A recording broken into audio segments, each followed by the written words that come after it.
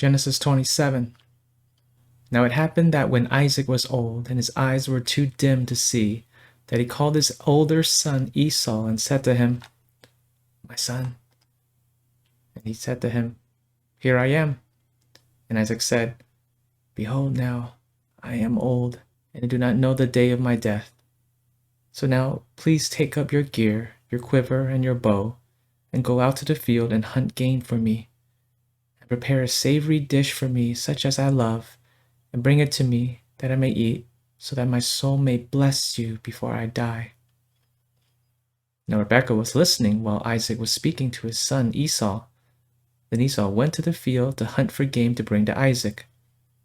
But Rebekah spoke to her son Jacob, saying, Behold, I heard your father speaking to your brother Esau, saying, Bring me some game and prepare a savory dish for me, that I may eat and bless you in the presence of Yahweh before my death. So now, my son, listen to my voice as I command you. Go now to the flock and get for me 2 choice young goats from there, that I may prepare them as a savory dish for your father, such as he loves. Then you shall bring it to your father, that he may eat, so that he may bless you before his death. Then Jacob answered his mother Rebekah, Behold, Esau my brother is a hairy man, and I am a smooth man.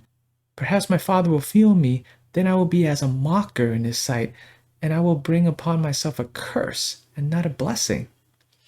But his mother said to him, Your curse be on me, my son. Only listen to my voice, and go, get them for me. So he went and got them and brought them to his mother. And his mother made a savory dish, such as his father loved. Then Rebekah took the best garments of Esau, her elder son, which were with her in the house, and she put them on Jacob, her younger son. And she put the skins of the young goats on his hands and on the smooth parts of his neck. She also gave the savory dish and the bread which she had prepared into the hand of her son Jacob. Then he came to his father and said, My father. And he said, Here I am. Who are you, my son? And Jacob said to his father, I am Esau, your firstborn. I have done as you told me. Rise up, please, sit and eat of my game, that your soul may bless me.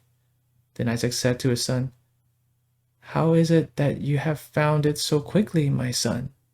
And he said, Because Yahweh your God caused it to happen to me. Then Isaac said to Jacob, Please come near, that I may feel you, my son, whether you are really my son Esau or not. So Jacob came near to Isaac his father, and he felt him and said, The voice is the voice of Jacob, but the hands are the hands of Esau. And he did not recognize him, because his hands were hairy like his brother Esau's hands. So he blessed him. And he said, Are you really my son Esau? And he said, I am. So he said, Bring it near to me, and I will eat of my son's game, that my soul may bless you. And he brought it near to him, and he ate. He also brought him wine, and he drank. Then his father Isaac said to him, Please come near and kiss me, my son. So he came near and kissed him, and he smelled the smell of his garments. And then he blessed him and said, See, the smell of my son is like the smell of a field which Yahweh has blessed. Now may God give you of the dew of heaven, and of the fatness of the earth, and an abundance of grain and new wine. May peoples serve you, and nations bow to you. Be master of your brothers, and may your mother's sons bow down to you. Cursed be those who curse you, and blessed be those who bless you. Now it happened that as soon as Isaac had finished blessing Jacob, and Jacob had hardly gone out from the presence of Isaac his father, that Esau his brother came in from his hunting. Then he also made a savory dish and brought it to his father, and he said to his father, Let my father arise and eat of his son's game, that your soul may bless me. And Isaac his father said to him, Who are you? And he said, I am your son, your firstborn, Esau. Then Isaac trembled exceedingly violently and said, Who was he then that hunted game and brought it to me, so that I ate of all of it before you came and blessed him? Indeed, he shall be blessed. As Esau heard the words of his father, he cried out with an exceedingly great and bitter cry and said to his father, "Bless me, me also, O my father." And he said, "Your brother came deceitfully and has taken away your blessing." Then he said, "Is he not rightly named Jacob, for he has supplanted me these 2 times? He took away my birthright, and behold, now he has taken away my blessing." And he said, "Have you not reserved the blessing for me?" But Isaac answered and said to Esau, "Behold, I have made him your master, and all his fellow brothers I have given to him as servants, and with grain and new wine I have sustained him. Now as for you, then, what can I do, my son?" And Esau said to his father, "Do you have only one blessing, my father? Bless me, even me also, O my father." So Esau lifted his voice and wept. Then Isaac his father answered and said to him, "Behold, away from the fatness of the earth shall be your habitation, and away from the dew of heaven from above. By your sword you shall live, and your brother you shall serve.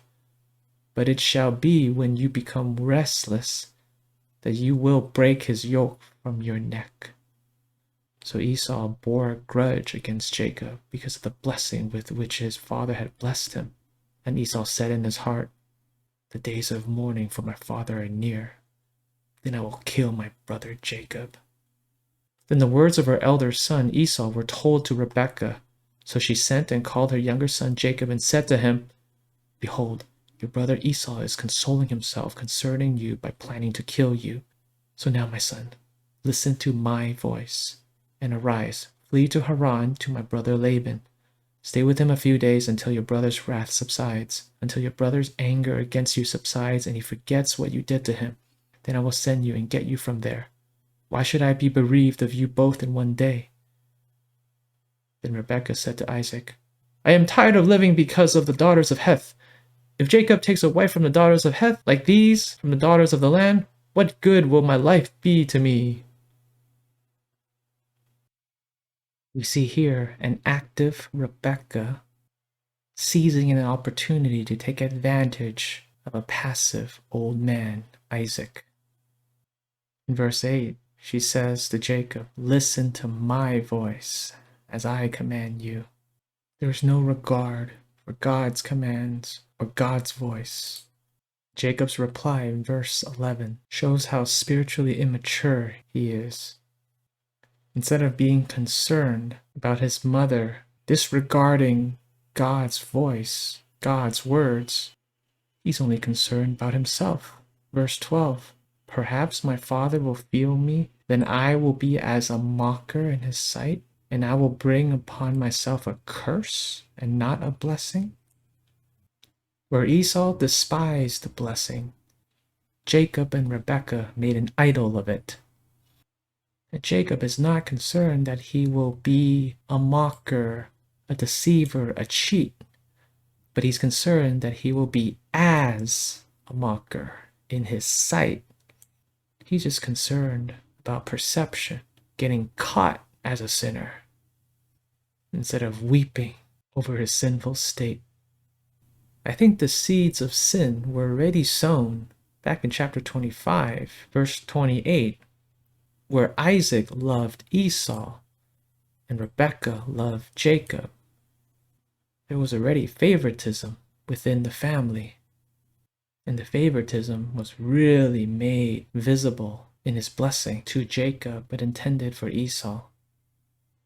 It must have been so strange to be Jacob to listen to this comprehensive blessing that was really intended for his brother. And then everything backfires. Isaac feels the consequences of his favoritism. Verse 37, Isaac has to tell Esau that he basically gave his brother everything, and he has to say, "Now as for you then, what can I do, my son?" The godlessness within this family is palpable. Esau already premeditating a murder. Verse 41, "The days of mourning for my father are near, then I will kill my brother Jacob." And the leader of the deception, Rebekah, knows about this and is unrepentant. Verse 43, so now my son, listen to my voice, still overriding God's authority to have her son Jacob listen to her instead of Yahweh. And she has this plan to wait for Esau's anger to subside. Verse 45, and he forgets what you did to him. Wow, she's not even owning up to her part. She could have at least said what we did to him. Just like everybody else, all she cared about was herself. End of verse 45, why should I be bereaved of you both in one day? So Rebekah only cared about herself and being in control, manipulating her son, manipulating her husband, who was already old and blind, taking no responsibility for it. Jacob only cares about not getting caught and receiving a curse. Isaac just cares about feeding his favoritism for Esau. And Esau is ready to murder his brother. This is the family that God works with to somehow fulfill his promises. God is so patient, so merciful, and so faithful to keep his word despite our sin. These are my thoughts. Hope to hear from you as well.